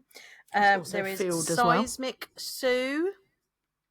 That is a 9.8% tipper, which has citra hops in it, and it says comes smashing onto the scene with colossal notes of mango, orange, and pineapple. Its hop-forward bite will reverberate on your palate and finish with a grapefruit aroma, creating a perfectly ferocious brew. I wonder how big Seismic Sue's teeth are. I bet they're like the smallest teeth. We'll have to they're find like out. little, like, you know, puppies. Puppies have like needle teeth. Like, I bet it's like that. I'm going to Google it now. Then there is double dry hop Pseudo Sue, which is 5.8%. The double dry hop pale showcases the citra hop for a well-balanced beer that is delicate in body with a mild bitterness in the finish. Ferocious aromas of citrus and mango give a refreshing taste that is bright with just enough bite. There are also single hopped Pseudo Sues in Mosaic, Galaxy, and Nectaron. Then there is double dry hopped King Sue. There's Summer Sue, which is a citrus ale at 5.2%. A refreshing citrus ale brimming with sweet tropical notes that are perfect for warm afternoons. Aromas of bright citrus bring a vibrant pop to the summertime ale. And then we have Cyber Sue. So can I give you a breaking news update on Seismic Sue? Not teeth. Sue's teeth. Not, they're not. I think they felt like they couldn't make them any smaller than King Sue, so they decided just to go with feet. Oh, so they just put a foot on it. Oh, okay. And they thought, well, we'll go with the talons because we can't make teeth smaller. Okay. So there you have it. It's a foot. It's just a single solitary foot. Okay. You don't even get teeth on it. That's just like breaking news, guys. Breaking news. I would update you. Breaking about news. Seismic Sue. We interrupt this to let you know, not teeth. And that is the Sue family. I do feel like a tipper might just be too much. Yeah. Yeah, because I feel like King Sue was just tipping on that balance of like the hop levels and stuff, where it was like still enjoyable, still smooth enough to drink. But I think like you amp that up further. Like what was the ABV on that one? 9 point. Hang on. Oh, it's 9.8. That's only 10%. Yeah, so 9.8%, and I just feel like you take it up those 2 percentages. I don't know. I think I don't dislike a tipper. Like, don't get me wrong. I don't. I'll give it a go. But oftentimes, what I find is there's just like a hot burn to them sometimes, and sometimes it's just there's a hot burn, and then there's also just like the like a booziness, like that alcohol burn as well. Yeah, like. So those two types of like different burns coming together, just for me, I know a lot of people enjoy tippers, so I'm not trying. It's just not for me personally. I think it's too much for me. And so I would give it a go, but I almost don't know if I would buy, because they're US cans, so they're bigger than UK cans as well. I think I would have to split it with somebody. I don't think I could like just get a can of that on my own. It would have to be either like I went someplace and they had it on tap and I could get just like a small bit of it just to try it, or I'd have to be sharing a can with someone, because I can drink these cans. The tipper, I just feel like it would be, I could drink it, but I wouldn't enjoy it. You know how like sometimes you just go, it has to be worth that over something else, and I just don't think that I would enjoy that the same. I'd like to try Summer Sue, and I would like to try the Galaxy single hop Pseudo Sue. I'll keep an eye out for any of the Sue family, because I'm going back for Christmas. You. So at the time of recording this, and this is probably not going to be the time of releasing this. No. We are moving towards the reason I'm also prefacing it with that is because I don't know when this is going to go out, and if it goes out and you're like, I went on Beer Merchants, because we got all 3 on Beer Merchants. Yes. And if somebody comes in and goes, there's none of that on Beer Merchants, I just want to be like, caveat. That is not it's not there anymore. It was there. We've drank these fresh. Yes. But I am heading to the US shortly for the holiday period, and so I'll keep an eye out for any Toppling Goliath that I think, and any other bucket list beers from the US that I think would be really good. But if I can find any variations, I will definitely grab them. But I think, unfortunately, it's the wrong time of year for me to get Summer Sue. I think it is. But yeah, so that's that. You got some fun stuff about Summer Sue? Yeah, I do, but why don't I start with Untappd? Why don't I get the most exciting stuff? It's just, the thing is, I can see, so I've got two screens for anyone that's like watching me and can kind of see me not staring directly at the screen when I'm reading it. I've got another screen, and I can just, out of my peripherals, when I was reading that last story, just see Joe put head in hand. Head in my hand. And I was like, please don't, because she doesn't co-sign this, but I think it's funny and it makes me laugh and keeps me entertained, so why not? So from looking at Untappd, any guesses on unique check-ins? Do you want me to? Do you need me to recap anything, or? I feel like this one will be less. I reckon it's like 100,000. 19,585. Oh, really low then? Yeah, like really low. Okay. Do you want to guess monthly check-in? Because this is interesting. Monthly check-ins. 20. 533. So to recap, why I think that's interesting for anyone that's not been following the numbers, because I'm also not good at numbers. King Sue 427 monthly, Pseudo Sue 694 monthly. Cyber Sue sits in the middle of those of monthly check-ins, but I think it's because it's got to be quite new then, right? But I think it's because the unique check-ins was 19,585 and the total check-ins is 21,699. Okay. Whereas the others had such a, when you look at it, there's such a variation. There's like, 200, 300 plus K difference of check-ins comparatively. Can't really see when it's been posted, to be fair, so I don't know how new it is in comparison to the others. And I don't know if this is the same as others, where the others have like multiple spur-offs of different variations of the same beer of like different years that they've created. I feel like where someone's done like these ones don't need to be yeared, right? They're not like. But that's what I hate. Variation year on year with this. I think at least with Pseudo Sue, because like Pseudo Sue is very clearly a core, like they've said that's a core range beer. Yeah. King Sue, I don't know if they actually said that was a core range or not, but it's like Pseudo Sue, they said it was a core range. So I think what it is people have spurred off and made their own, like, because you can request. So I think that's what's happened. Yeah. Cyber Sue's not done that. And so I think that's the difference. So they've got 18,142 ratings. Do you want to guess the average rating? 3.2. 3.82. So it's definitely the lowest in terms of like the three, which I thought was interesting. And then looking across the IBUs, I mean, interestingly, you got Pseudo Sue with an IBU of 45, King Sue with an IBU of 100, and Cyber Sue with an IBU of 65, according to Untappd. Can you explain very briefly IBU to anybody that's listening that maybe doesn't know that? So that's bitterness units. But I mean, bitterness, it's you get perceived bitterness as well, isn't it? Yeah, so that's a IBUs is a scientific measurement, and there is a point which I can never remember off the top of my head where you can't even, like, the human body doesn't, like, you can add more, but your human body doesn't register it anymore. But though that number might be really high, there could be something else in the beer that's offsetting it. So like, if your malt balance is higher up, if it's got more sugar in it, if there's fruit or something in it, like that, all of those things will counteract the bitterness units to make the perceived bitterness different.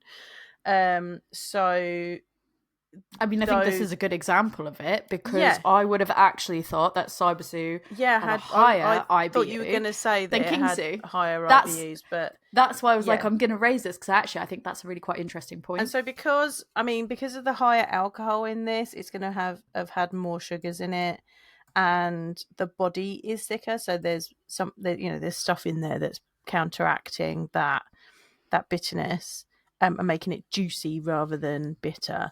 But there was a point in craft beer history where there was like a race for the most IBUs, and actually there's a point where your body just, like, your tongue just doesn't register it anymore. That's super interesting, to be fair. I didn't know about that piece of it, but obviously knew about perceived bitterness and not. And that's again what I thought that would be an interesting talking point there. And again, everyone perceives flavour differently, blah blah blah, there are different things that counteract it. But yeah, there's a point where you just don't, like, there isn't any point going really, really high with your IBUs because you can't taste it. So it doesn't make any difference. But there was a race where people like wanted to say they had stupid amounts of IBUs in it. I feel like it won't be any shock to you as well when I move to Beer Advocate, to like your personal preference on these, that the score was 91. So that's still an outstanding in terms of Beer Advocate. Yeah, that's world. still really high. So, but obviously you've got Pseudo Sue, which is 99, which is ranked as world class, and King Sue, which is 100, which is also world class. So you've got Cyber Sue, which is 91, only outstanding, and I say only in quotes. It's ranked interestingly, so the rest were in like under the top 20. This one's ranked as 627 for American IPAs. I mean, there's a lot of American IPAs, right? I mean, just looking at the top 10. Yeah. I mean, I've had some of these, to be fair. So you've got Hill Farmstead as the top 2 slots. So Susan Mosaic IPA. You've got Alpine Beer, Nelson. It's Alpine Beer Company called Nelson. Yeah. Surly Brewing Company, Axeman. The Lone Pint Brewery, Yellow Rose, La Cumbre Brewing Company, Project Dank. Number 7's Societe Brewing Company, The Pupil. Number 8 is Ballast Point Brewing Company, Sculpin, and then so I've had 9 and 10. So you've got 9 as Main Beer Company Lunch, which was, I actually wrote a blog post on, that's one blog post I have written. And actually I say that and I don't know if I ever hit publish on it, but I did write it. I did write it on Main Beer Company's Lunch. And then number 10 is Lawson's Finest Liquids Triple Play. So like, it's not even, to be fair, the worst part is number 11's Hill Farmstead. So Hill Farmstead have definitely rocked like the top 11 spots there. But an American IPA, I'm quite surprised by that. But to be fair, I think that's probably more heavily contested than a double New England IPA, if that makes sense. That's true. So yeah, that's, I mean, those are the stats. So what else haven't I given you? It's ranked so the score wise, I said it's number 1, but that means it's ranked number 9,291. Average score wise, it's 4.09.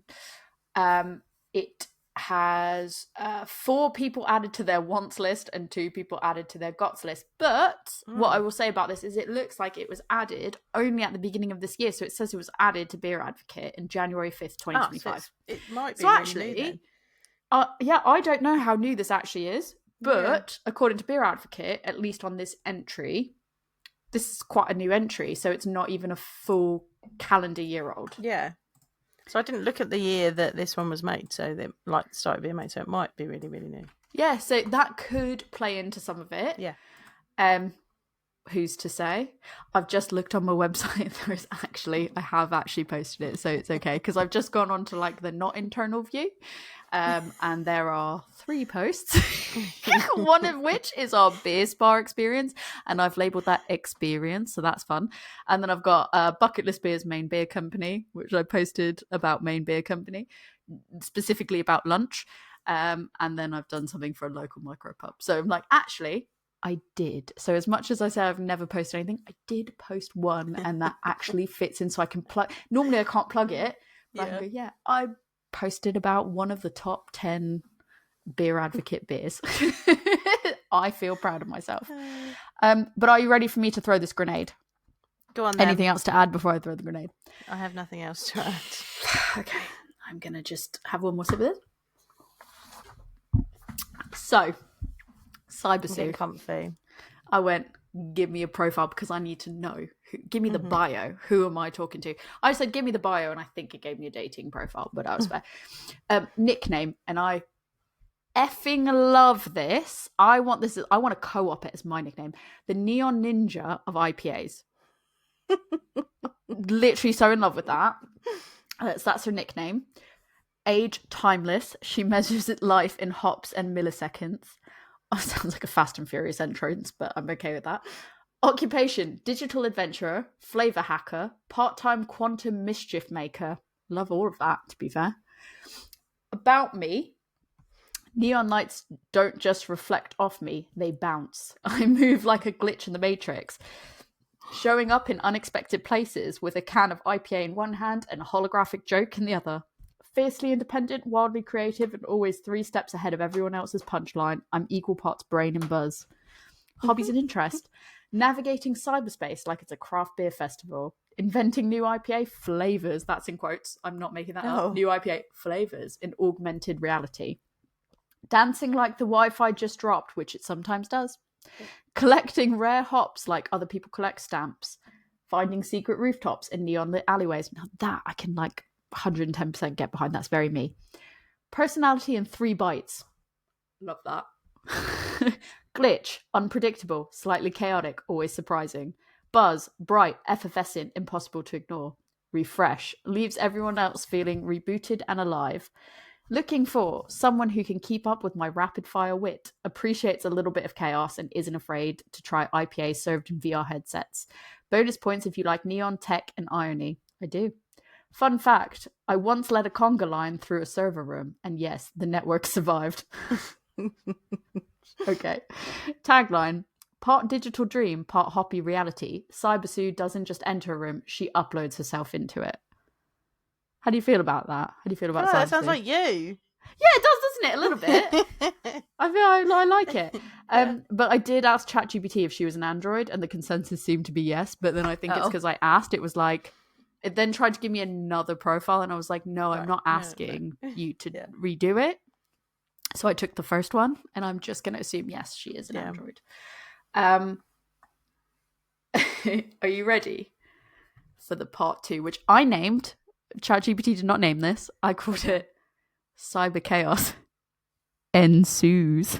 Oh no. How do we feel about the name, first of all? That's great. It's great. I love Better it. than ChatGPT? Yeah. Thumbs up, thumbs down? Better than ChatGPT. Thank you. I'm so good that I can outshine ChatGPT. Thank you. Sue and Thunder King Suresh. Why is he full named? This is upsetting. Because he's Thunder King Suresh. That's why. That's why he's full named, because that is his name. But it's not like Susanna Sue. It's like Thunder King Suresh. Starting over. Wiping the slate clean. Sue and Thunder King Suresh returned to the brewery the next evening for a rematch of their unofficial first date competitions. Dinosaur trivia, craft beer flights, and T-Rex dance-offs. The bartender eyed them wearily. Back so soon? I thought one round of King Sue and Pseudo Sue was enough chaos for one night. Never. Sue winked. We're here to upgrade the chaos. Upgrade was in italics, but I can't really get that across as well in my reading. Just as Thunder was demonstrating a questionable coaster balancing move, the lights flickered. A faint hum filled the room. The neon electricity and digital glitches had taken physical form. Everyone turned to see a new figure stride in. Cyber Sue. Neon hair glinting like LED lights, carrying a pint that seemed to shimmer in augmented reality. Sue blinked. Oh no, it's her. Thunder laughed. She's even more, I don't know, glowing than the hype suggested. Cyber Sue scanned the brewery. I don't know why this is getting sexy, because I said specifically, please don't make it spicy. Please just make it interesting. Cyber Sue scanned the brewery, eyes darting between Sue and Thunder. I heard there was a competition, and I don't like losing, she announced. Voice carried the perfect mix of mischief and hop-induced bravado. Within minutes, the trio had turned the brewery into an arena. Sue shouted dinosaur trivia questions while Sue answered the riddles, only half of which seemed real. Thunder attempted a T-Rex dance-off, but Cyber Sue responded with what could only be described as a combination of moonwalk, robot, and interpretive glitching. The bartender ducked behind a keg when Cyber Sue's pint glass emitted a faint neon pulse each time she laughed. By the time dessert arrived...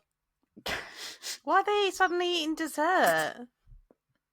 Caramel drizzled churro fries. They got to think of churro I just fries, want to be really clear. I never once mentioned churros. I have no idea It's like, why it kept mentioning this. Yeah, churro fries. It's obsessed with them. There's the fact that you just started saying, why is dessert arrived? And I knew what was coming next, which was churro fries again. And I was like, why?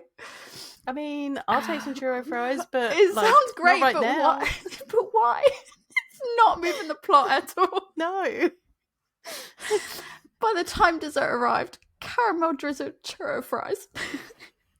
The three of them were in full-blown chaos harmony, teasing, laughing, and plotting who would win the brewery champion of Sue's title.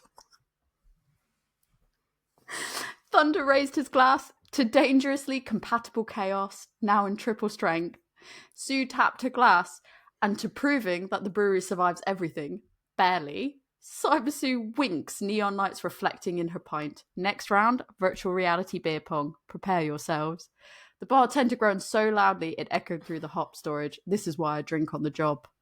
And just like that, the Sues plus Cyber Sue trio became a legend in brewery lore. Equal parts mischief, hops, and neon energy. I'm going to say that after that, the fact that they mentioned... hold on. Let's put the pin back in it for 1 second. What did you think of that story? It got real sexy for a minute, and then it deviated away from sexy. How do you feel about it? It was fine. I liked the first part better. You said it was going to take a turn where there was going to be there wasn't a misunderstanding. They just decided to compete in the brewery champion of Sue's. Right. So that's that. And I'm taking the pin back out, throwing the grenade. I asked it what the fuck the brewery champion of Sue's was. Okay. Because I needed to know. Besides the churro fries, I wanted to ask why the churro fries. But what I asked instead was, what is the brewery champion of Sue's? And it just said it's essentially a friendly but fiercely competitive championship among the Sues, where they compete in a series of quirky themed challenges. The events So the events in competition consist of dinosaur trivia dash, craft beer tasting face-off, T-Rex dance-off, beer pong, and mini skills game, and spontaneous chaos bonus. And then they give me how to score it. They give me the vibe and energy. They give me lots of things. And I asked how I would turn this into an actual game. It didn't give me anything of note. It was really bad. So that's why I've not read that out, because it was so bad. I think I could workshop it more and I could make it into a thing. I don't think we need to. I don't think we need to either, but I do think that the name brewery champion of Sue's makes me laugh enough. So that's why I asked about it. So there you go. That's everything I feel like, so this is how I feel like this story goes, right? Like King, fill in the blanks with your smut. And I think King and Cyber Sue are like just friends, but Pseudo Sue gets upset and thinks that something's going on, and that's when there's the third act breakup, and she stomps away from King. Rewrite this story, please. From Thunder. What's their meet cute? Yeah, well, no, because that's they've all was met that accurate? And they've had a great time, and then like Thunder ends up hanging out too much with Cyber Sue, and Pseudo Sue thinks that, you know, he's leaving her for Cyber Sue, and that's where they have the third act breakup. But actually, it's all fine, and Cyber's not into him anyway. As a millennial, I feel like you can't just say Cyber that confidently, number one. And number two, I love how you just said Thunder so much instead of King Sue. That's his name. And then Thunder did, but you were like Pseudo Sue, Cyber Sue, and then you were like I was saying Thunder. King, I was like, his name's Thunder. Thunder is such an aggressive name. Yeah, let us know what you guys think of this 2-part story, and if you want an act 3, or if you like Joe's act 3, because actually I think that's probably realistically how it would go. But I'm not going to lie to you, I feel really invested in this like fan fiction, and I kind of want to be like, tell me more, but I'm thinking like how many, like, yeah, I just think I can't ask it anymore. We're done. I might though later. So that, my friends, is the Sue family. That's all I got. The grenade's been thrown. I've got nothing else for you. I think King Sue is worth trying. I think Pseudo Sue is worth trying. Do you reckon that all of these are top beers, bucket list beers? Like, what are your feelings on them in terms of? I think King Sue and Pseudo Sue are. I'm not that taken with Cyber Sue, but, you know, it's worth, you know, getting it and having a little Sue party. Having your champion of Sue's. Right, have your champion of Sue's. My brewery champion of Sue's is Pseudo Sue. Do your T-Rex dance. Do you? Yeah. We get it. I don't know, it's a hard one, because I really enjoyed all 3 of them. Like, I thought they both were very good. I enjoyed Cyber Sue as well. I would say the only that I actually feel like is potentially bucket list is Pseudo Sue. Yeah. Like, I think the other two, if you didn't have them, just go, oh, they're like fine. But I feel like there's other things that I think are comparable. I mean, there's things comparable to all three, but I think Pseudo Sue really shines. And I think Pseudo Sue's been done dirty because Susanna Sue King hasn't got like a bucket list beer mentioned. And she should be. She should be on that list. Yeah, she should definitely be on that list in my opinion. Yeah. So yeah. Favorite wise, I still think it's Pseudo Sue, Cyber Sue, King Sue for me. Are you locked in with yours? I'm locked in with Pseudo King and then Cyber. I think if you can get your hands on any of the, like, even though I think Pseudo's definitely like bucket list worthy and the other two are just like good but not bucket list worthy, my take is if you can get your hands on any of them, big recommend. And now I kind of want to go on a road trip to Iowa. Go see it. So there you go. There you have it, everyone. Another Bucket List Beers episode in the bag. It's a really long one, but at least you got a good story out of it. If people want to ask you about that blog post that you did actually post, the one I actually did right on Main Beer Co's lunch, which actually I feel like that's probably something that is really easily accessible for me to get when I go home, and I can get that, so we can do Bucket List Beers on that. You can find me at on Instagram at adventures_in_hoptimism. You can email me if there's anything else you want me to check out.